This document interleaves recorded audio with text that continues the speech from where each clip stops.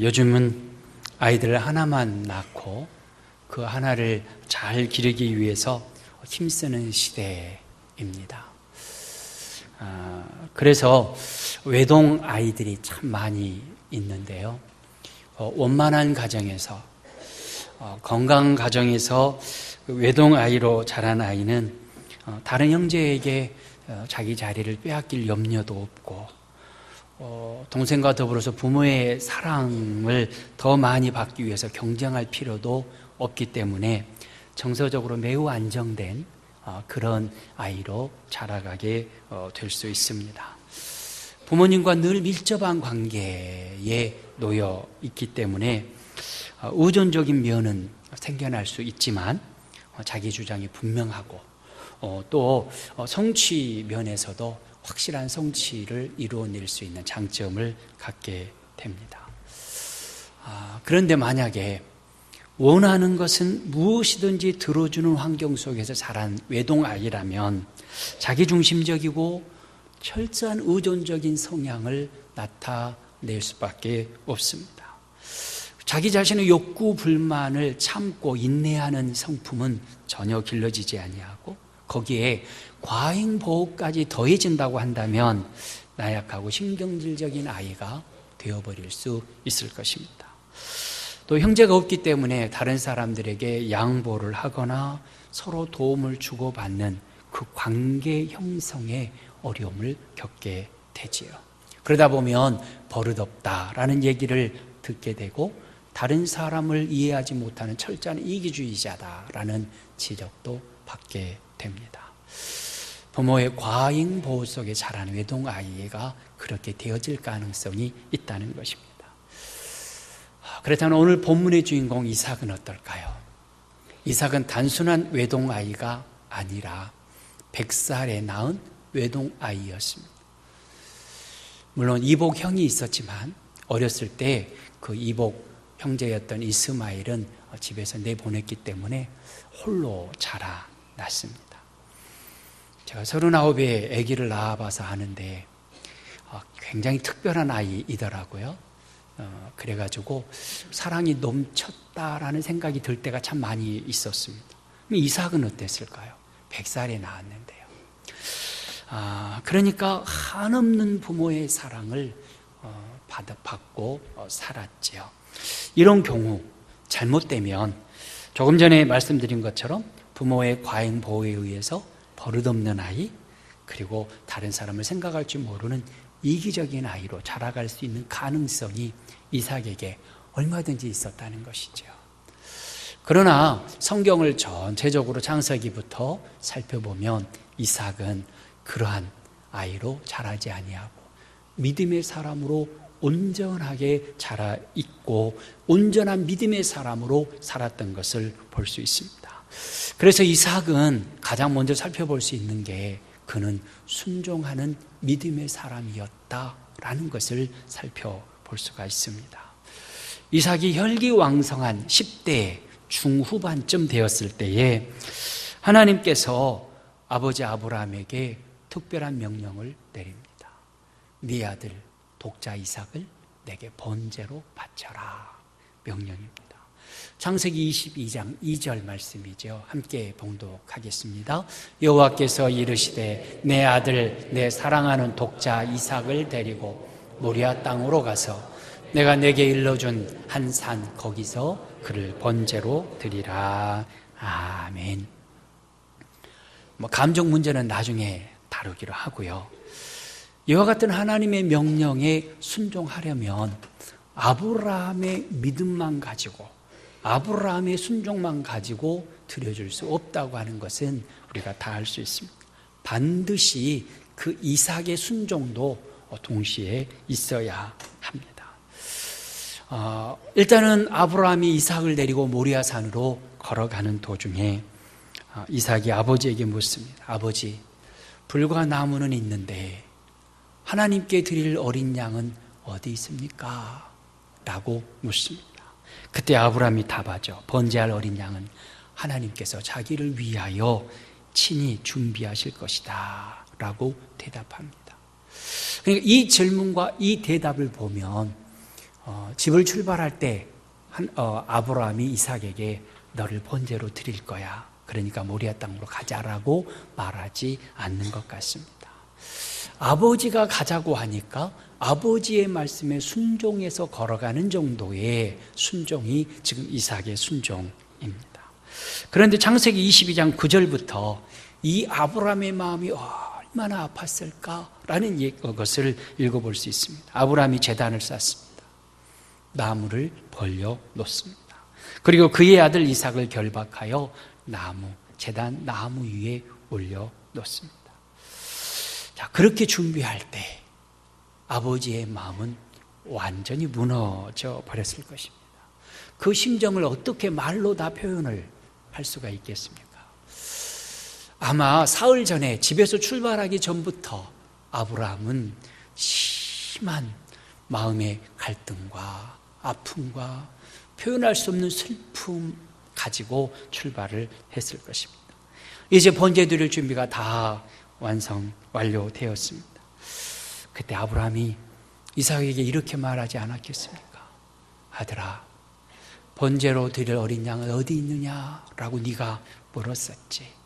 그때 내가 하나님께서 친히 준비할 것이다 라고 말씀하셨는데 하나님께서 친히 준비한 그 어린 양이 바로 너란다.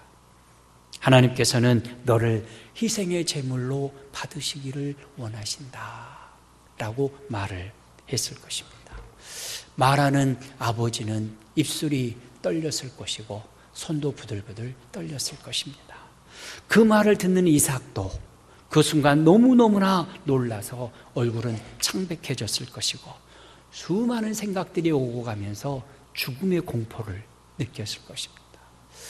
너를 번제로 받으시기를 원하신다. 그 말은 네가 죽어서 이곳에서 번제물이 되어 불에 태워져야 된대. 그러니까 이삭의 죽음이 선포된 것입니다. 그런데 아버지 아브라함이 순종의 사람이었던 것처럼 이삭도 순종의 사람이었습니다. 마른 하늘에 날벼락 떨어지듯이 아버지의 말을 그와 같은 엄청난 말을 들었습니다. 그런데 그 자리에서 도망치려고 한 기록이 없습니다. 살려달라고 아버지께 애원한 기록도 없습니다. 아버지에게 싸우면서 이리저리 반항한 흔적도 성경 어디에도 기록되어 있지 않습니다. 22장 9절에 보면 그의 아들 이삭을 결박하여 제단 나무 위에 놓고 그랬습니다. 그때까지 마치 아무런 일이 벌어지지 않는 것처럼 작은 어린 양 한 마리 잡아서 번제단 위에 올리는 것처럼 그렇게 올렸다라고 표현되어 있습니다. 그러니 만약에 이삭이 자기가 번제단에 올라가는 것을 반항했다면 110살이 훌쩍 넘은 아버지 아브라함이 10대 후반인 아들 이삭을 번제단 위에 올려놓을 길이 없었을 것입니다. 그런데 그 상황 속에서 이삭은 아버지의 말에 순종합니다. 하나님께서 아버지를 통해서 주신 네 몸이 번제물이 될 것이라고 하는 그 말씀에 온전히 순종하여 제단 위에 올라가 누운 것입니다. 그래서 이삭은 성경에 표현되어 있는 성경에 나타난 모든 위인들 중에서 가장 순종의 사람, 하나님께 순종했을 뿐만이 아니라 아버지께 온전히 순종했던 사람으로 우리는 평가할 수 있는 것입니다. 그래서 이삭을 예수 그리스도를 예표하는 인물이다 라고 말합니다. 예수님의 겟세마네 동산에서 기도하십니다. 아버지여, 내 뜻대로 하지 마옵시고 아버지의 원하시는 대로 되어지기를 원합니다. 간절히 기도합니다. 그때 예수님은 이미 십자가의 길이 앞에 놓여 있는 것을, 십자가에 못 박혀 죽음을 당하고 가시면류관 쓰고 창으로 옆구리를 찔리며 온갖 조롱을 다 받아야 할 것을 아셨습니다. 그래서 인간적인 몸을 가진, 인성을 가진 예수님께서 그 고통을 면하게 해달라고 기도한 것입니다. 그러나 내 뜻이 아니라 아버지의 원하시는 아버지의 그 계획하심이 내 삶 속에 온전히 이루어지기를 원합니다 라고 기도한 것입니다. 그래서 이삭이 순종하여 자기 몸을 번제단에 올린 것처럼 예수님께서는 하나님의 뜻에 순종하여 십자가에 못 박히도록 당신의 몸을 내어 주신 것이지요. 바로 그와 같은 순종으로 인하여서 지금 저와 여러분들이 구원받아서 하나님을 예배하는 자리에 있게 된 것입니다. 그러니 순종하는 믿음은 너무너무나 귀한 믿음입니다. 그래서 지금 저와 여러분들이 하나님 앞에 작은 것 하나라도 순종하면 하나님께서 그 순종하는 믿음을 귀하고 귀하다라고 인정하여 주시고 하나님을 기쁘시게 해드렸기 때문에 하나님의 나라에 놀라운 은혜를 우리에게 더하여 주시고 쏟아 부어 주시는 것입니다. 그럴 때 나는 재능이 부족합니다. 나는 가진 것 없습니다. 그래서 하나님 앞에 드리고 싶어도 온전히 드릴 수 없습니다 라고 말씀드릴 필요가 없습니다. 왜냐하면 우리에게 재능이 부족해도 하나님 앞에 순종하며 나아갑니다. 내게 은사를 더하셔서 하나님의 뜻을 나타내 주옵소서. 기도하면 하나님께서 재능을 은사를 더하여 주실 것이고 하나님 앞에 많은 것을 드리고 싶으나 제가 가진 것이 너무너무 작아서 엽전 두레돈 하나님 앞에 드립니다 고백하며 헌신할 때에 하나님께서는 우리에게 더욱더 부요함을 채워주시고 순종하는 자에게 귀한 은혜를 더하셔서 하나님의 일꾼으로 세우실 것이기 때문에 그렇습니다. 그래서 이삭처럼 순종하는 믿음 내게 주옵소서 기도하는 저와 여러분들 되시기를 주의 이름으로 축원합니다. 또한 오늘 본문의 이삭의 믿음은 어떤 믿음인가? 장차 있을 일에 대한 확실한 믿음이 있었습니다. 하나님이 약속하신 것을 장차 반드시 이룰 것이라고 하는 그 믿음이 있었다라는 것입니다. 하나님은 아브라함에게 약속하셨습니다. 그래서 아브라함 언약이라고 말씀하지요. 그리고 이삭과도 동일하게 언약을 맺어 주셨습니다. 그래서 그 언약의 말씀을 주셨는데 이삭에게 주신 말씀 창세기 26장 3절 4절 이렇게 언약하셨습니다. 함께 봉독하겠습니다. 이 땅에 거류하면 내가 너와 함께 있어 내게 복을 주고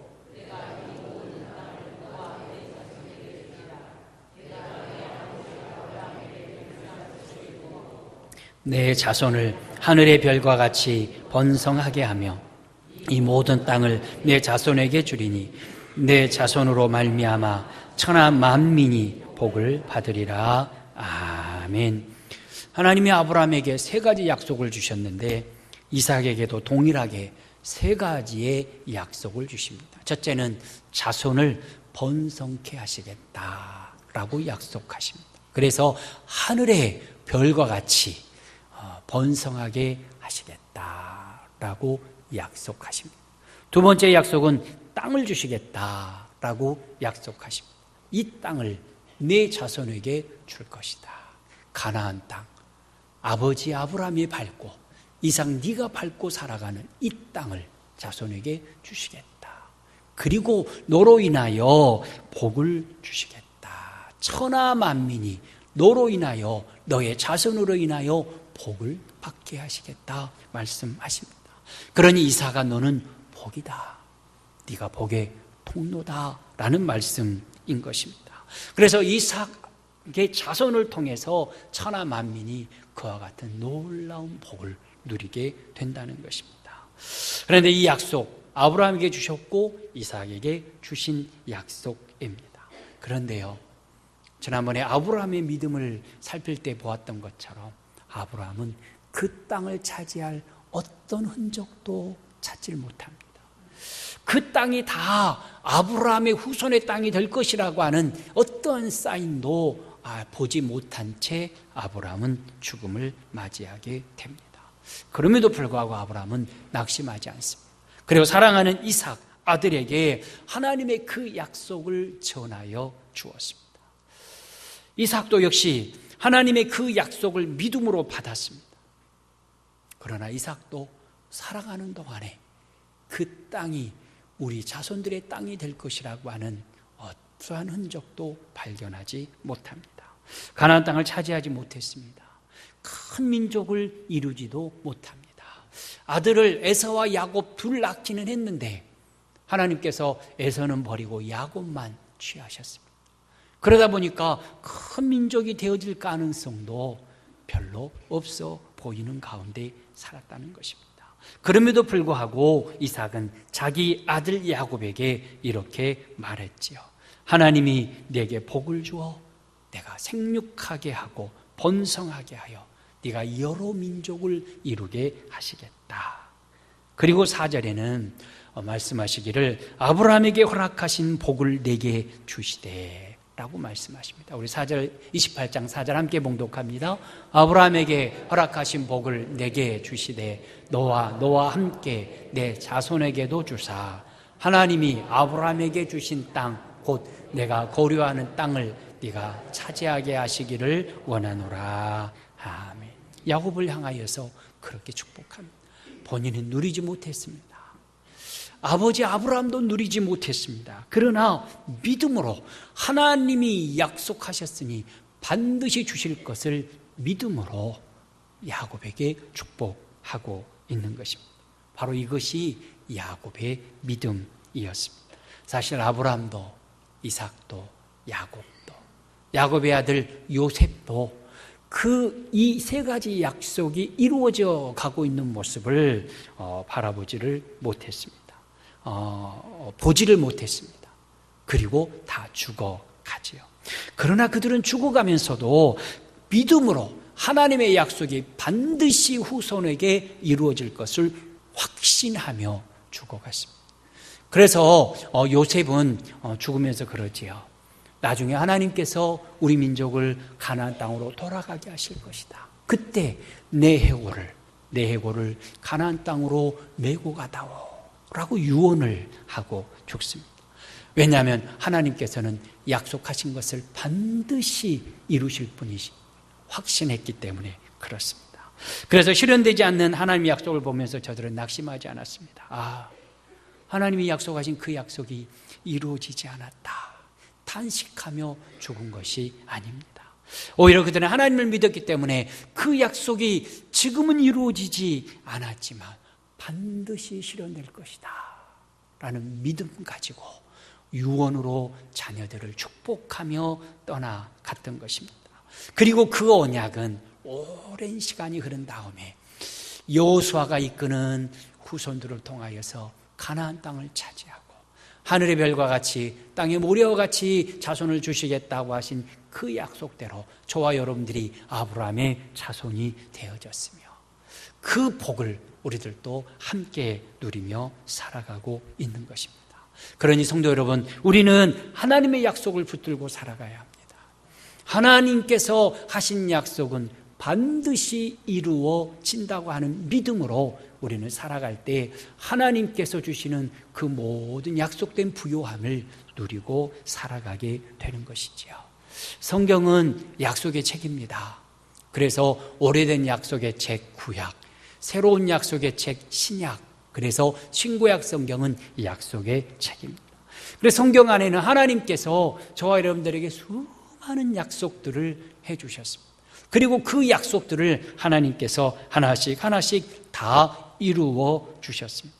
그러니 이 하나님의 약속을 내게 주신 약속으로 믿고 하나님께서 그것을 이루실 것을 기대하며 하나님을 찬양하는 자로 설 때에 하나님께서는 그와 같은 우리의 믿음을 귀한 믿음, 온전한 믿음이다 인정해 주시고 그 믿음대로 반드시 이루어 주실 것입니다. 아브라함의 믿음이 그대로 이루어진 것처럼 이삭의 믿음이 그대로 실현되어진 것처럼 우리의 믿음도 반드시 이루어질 것을 기대하며 그 약속 안에 하나님의 부요함을 온전히 누리며 살아갈 수 있기를 바랍니다. 세 번째로 이 이삭은 믿음으로 야곱과 에서를 축복했습니다. 사랑하는 자녀들을 축복하는 믿음을 가지고 있었다라는 것입니다. 우리가 잘 아는 대로 야곱과 에서는 쌍둥이입니다. 그런데 에서가 형이고 야곱이 동생입니다. 그러니까 육신적으로 보면 또는 족보로 보면 에서가 야곱보다 먼저 소개가 되어져야 하는 것이 당연한 일인데, 성경에 보면 야곱이 소개되어지고 에서가 소개되지 않는 때가 훨씬 더 많습니다. 왜냐하면 하나님께서 장자는 버리시고 둘째 야곱을 약속의 후손으로 삼으셨기 때문에 그렇습니다. 하나님은 그 두 아이가 어머니 리브가의 태중에 있을 때 이미 그렇게 말씀하셨습니다. 창세기 25장 23절 말씀 우리 함께 봉독하겠습니다. 여호와께서 그에게 이르시되 두 국민이 내 태중에 있구나. 두 민족이 내 복중에서부터 나누이리라. 이 족속이 저 족속보다 강하겠고 큰 자가 어린 자를 섬기리라 하셨더라. 아멘. 큰 자가 어린 자, 형이 동생을 섬기게 될 것을 하나님께서 예언하셨습니다. 그래서 야곱이 장자의 축복을 받는 것이 하나님의 섭리고 하나님의 뜻이 된 것입니다. 이것을 직접 듣고 확신했던 리브가는 큰아들 에서보다는 작은아들 야곱을 사랑했습니다. 하나님께서 그를 통하여서 하나님의 그 언약을 이어가실 것을 확신했기 때문에 둘째를 더 사랑했던 것입니다. 물론 야곱은 조용한 사람이라 여성스러운 성품이다 라고 성경에 소개되고 있기 때문이라고 말하고 있지만, 또한 그 이면에는 리브가가 하나님께로 들었던 말씀을 기억함이 있었지요. 그러나 이삭은 큰 자가 작은 자를 섬겨야 할 것이라고 하는 하나님의 말씀을 들었음에도 불구하고 큰아들 에서를 사랑합니다. 에서는 들사람이었고 사냥하는 것을 좋아했고 사냥한 고기로 별미를 만들어주면 맛있게 먹을 수 있었고, 그리고 또한 그는 장자였기에 보통의 아버지들이 큰아들을 사랑하는 것처럼 그렇게 사랑했습니다. 그런데 문제는 장자에게 축복하는 전통을 따라서 에서를 축복하려 한 것입니다. 하나님의 뜻을 반하는 일을 하려고 했던 것이죠. 그래서 창세기 27장 4절에 보면 내가 즐기는 별미를 만들어 내게로 오라. 그러면 내가 네게 축복하리라 라고 말하고 있는 것입니다. 이삭은 하나님의 뜻을 거스리고 하나님의 뜻과 상관없는 에서에게 장자의 축복을 하려고 한 것입니다. 그러나 에서가 사냥하러 간 사이에 리브가와 야곱이 변장을 하고 별미를 만들어서 아버지 이삭에게 가서 장자의 축복을 받습니다. 속여서 받게 된 것입니다. 에서를 축복하려고 했던 야곱의 뜻이 어그러져 버리고 말았습니다. 리브가와 야곱의 속임이 정당한 것은 아니죠. 그러나 그 일을 통해서도 하나님께서는 하나님의 뜻을 이루어 가신 것입니다. 이후에 야곱이 축복을 받은 그 이후에 에서가 별미를 만들어서 아버지 앞에 나갔습니다. 그때 이삭은 자기가 축복한 사람이 에서가 아니라 야곱인 것을 알고 두려워 떱니다. 창세기 21장 33절 함께 봉독합니다. 이삭이 심히 크게 떨며 이르되 그러면 사냥한 고기를 내게 가져온 자가 누구냐? 네가 오기 전에 내가 다 먹고 그를 위하여 축복하였은즉 그가 반드시 복을 받을 것이니라. 아멘. 인간의 거짓이 있었습니다. 리브가와 야곱의 속임이 있었습니다. 그리고 또한 야곱은 불순종이 있었습니다. 야곱을 축복해야 되는데 에서를 축복하게 하려는 불순종하는 마음을 품었습니다. 그런데 그 모든 것들 가운데서도 하나님은 하나님의 뜻을 이루어 가신 것입니다. 그런데 중요한 것은 하나님의 뜻을 이루어 가시는데 우리가 어떠한 도구로 사용되어지느냐라는 것이죠. 하나님의 뜻을 이루는 도구로 사용되어지고 있느냐, 아니면 하나님의 뜻을 거스리는 도구로 사용되어지고 있느냐. 결과적으로는 하나님의 뜻이 이루어지겠지만 내가 하나님의 뜻을 이루는 도구가 되어진다면 복의 복을 누리게 될 것이지만, 하나님의 뜻을 거스리고 그 거스려진 그 일로 인하여 하나님께서 또 다른 일을 통해서 바르게 잡는 일이 반복되어진다면 참으로 하나님 앞에서 복을 누리지 못할 존재가 되어버리고 말 것입니다. 그래서 우리는 하나님의 뜻을 이루는 자로, 하나님의 뜻을 이루기 위해서 헌신된 자로 사용되기 위해서 더 많이 기도하고, 무엇보다도 하나님의 말씀이 무엇을 가리키고 있는가 알기 위해서 성경을 묵상하고, 하나님 앞에 그 묵상한 말씀이 잘 생각나게 해달라고 끊임없이 기도해야 할 것입니다. 그리고 지금 내가 계획하는 이것이 하나님의 뜻을 이루는 것인지 아닌지 하나님 내게 분별의 영을 더하여 주옵소서. 우리는 기도해야 할 것입니다. 이제 하나님의 뜻을 에서가 별미를 만들어 가지고 들어오는 순간에 야곱은 깨닫습니다. 그래서 야곱에게 다시 한번 축복을 합니다. 축복하기 전에 창세기 28장 1절부터 2절에 보면 너는 아내를 맞이하되 가나안 사람들의 딸을 맞이하지 말아라 라고 당부하고 또 당부합니다. 그런 다음에 28장 3절 4절에 복을 다시 한번 선언합니다. 전능하신 하나님이 내게 복을 주시어 네가 생육하고 번성하게 하며 네가 여러 족속을 이루게 하시고 아브라함에게 허락하신 복을 내게 주시되 너와 함께 내 자손에게도 주사라고 축복을 하지요.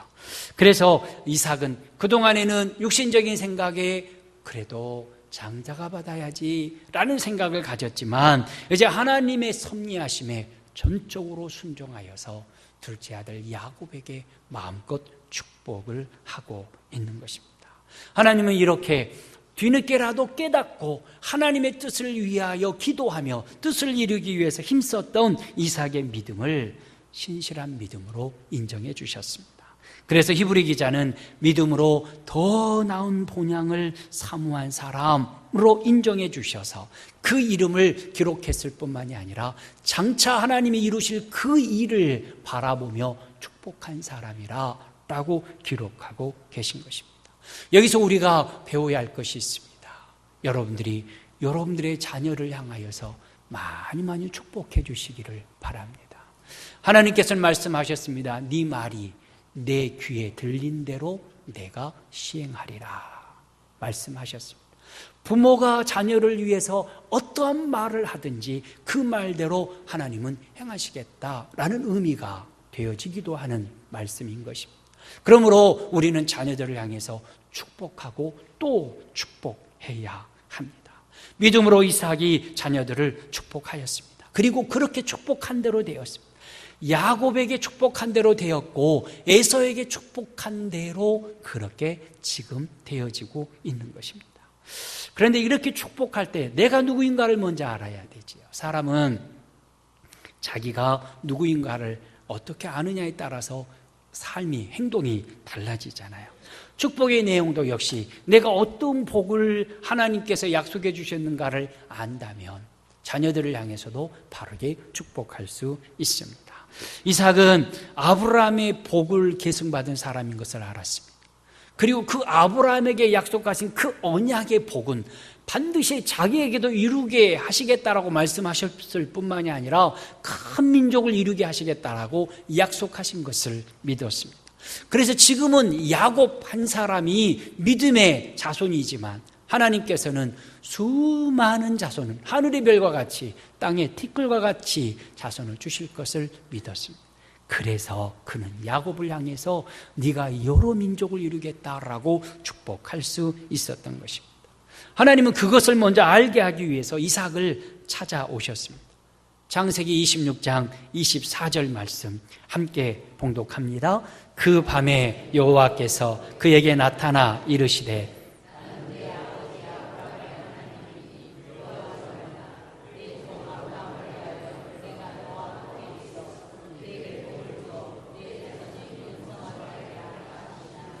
아멘. 하나님께서 돌베개에 누워 잠자고 있는 야곱에게 찾아오셨습니다.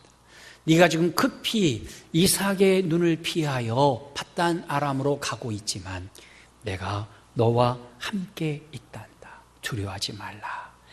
내게 복을 주어 네 자손이 번성하게 할 거다. 그러니까 너는 절대 안 죽어. 바로 그 말씀을 해주셨죠. 이 말씀을 들었던 이삭은 내가 이제 복의 근원이구나 하는 것을 확신했고, 자녀들 앞에서도 그 자녀들을 축복할 때도 복의 근원이니 너도 복이다 라고 축복한 것입니다. 그런데 하나님께서는 그와 같은 자녀들을 향한 축복권을 부모에게 주셨습니다. 다른 사람을 향하여 축복하는 것은 문제가 있지만 사랑하는 자녀들을 위해서 축복하는 것은 하나님께서 이미 족장시대로부터 부모가 자녀에게 축복할 권한을 위임해 주셨습니다. 그러니 여러분들 마음껏 사랑하는 아들, 딸을 축복하시기 바랍니다. 여러분들의 자녀들을 축복하면 아브라함과 이삭의 축복을 들으시고 그대로 이루셨던 하나님께서 여러분들의 기도를 그대로 들어 응답하시고 복 내려 주실 것입니다. 사랑하는 성도 여러분, 정리하겠습니다. 이삭은 온전히 하나님 앞에 순종했던 사람이었습니다. 여러분들도 이삭처럼 영원하시고 불변하신 그 하나님의 뜻 앞에서 나의 자신의 뜻을 내려놓고 온전히 순종하실 수 있겠습니까? 하나님이 내게 어떠한 명령을 내리신다 할지라도 하나님 순종하겠습니다. 내가 순종할 준비가 되어 있습니다 라고 고백하고 하나님께 말씀드릴 수 있겠습니까?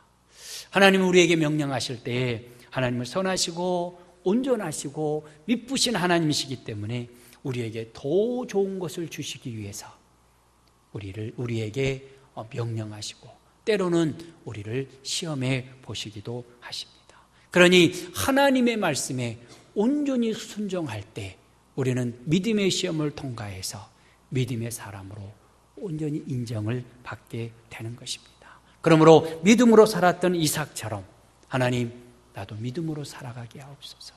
믿음으로 순종했던 이삭, 그리고 장래에 일어날 일 아직 눈앞에 주어지지 않는 것일지라도 자녀들에게 축복할 수 있었던 그 이삭의 믿음이 내게 있게 하여 주셔서 내 삶이, 내 말이, 나의 기도가 언제나 하나님의 뜻을 이루어 드릴 수 있도록 도와주시고, 무엇보다 사랑하는 자녀들을 향해서 축복의 말을 하고 축복함으로 하나님의 기뻐하실 만한 믿음의 사람, 믿음의 부모가 되게 해 주옵소서. 기도하는 저와 여러분들 다 되어지시기를 주의 이름으로 축원합니다.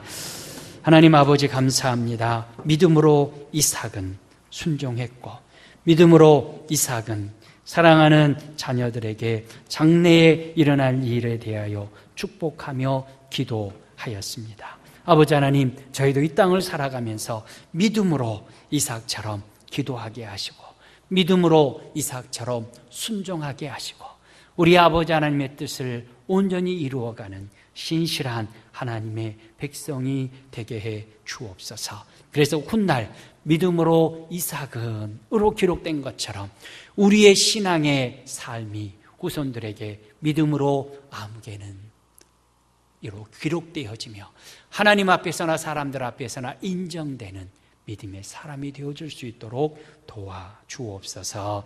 예수님의 이름으로 기도하옵나이다. 아멘.